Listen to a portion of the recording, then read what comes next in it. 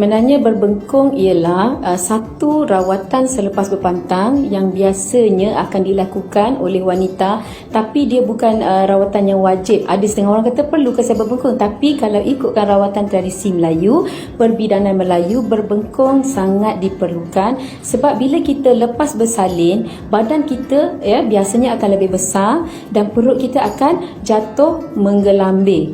Bayangkan kalau kita bersalin normal, perut kita okey lagi, tapi yang bersalin scissor, kita dah dipotong perut, jadi terpaksa menggunakan binder ataupun bengkung untuk kita kata menyokong perut agar tidak menekan di bahagian luka tersebut.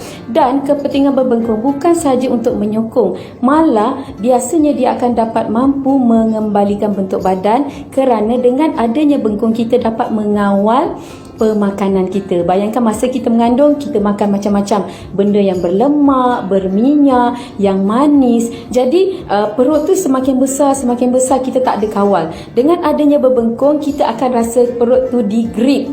Jadi bila kita pakai, kita akan rasa kita tak boleh makan berlebihan sebab perut dah cukup penuh. Jadi kepentingan berbengkung juga bukan sahaja kawal makan, malah kita akan jaga postur tubuh kita daripada bengkok. Yang penting bila kita pakai bengkung, kita punya postur akan menegak dan dia akan menjaga tulang belakang kita agar lebih lurus dan terutama yang bersalin scissor. Bersalin scissor tak digalakkan terbongkok-bongkok macam ni. Jadi bila kita pakai bengkung, kita punya tubuh akan lurus dan memelihara perut kita agar tak ditekan. Dan yang paling penting juga, dengan berbengkung waktu kita nak menyusukan baby, kita dapat menjaga postur kita agar tak menekan perut sampai perut kita akan sakit. Bila diikat bengkung daripada bawah paras dada hingga ke pinggul, maknanya kita akan berjalan dengan penuh sopan.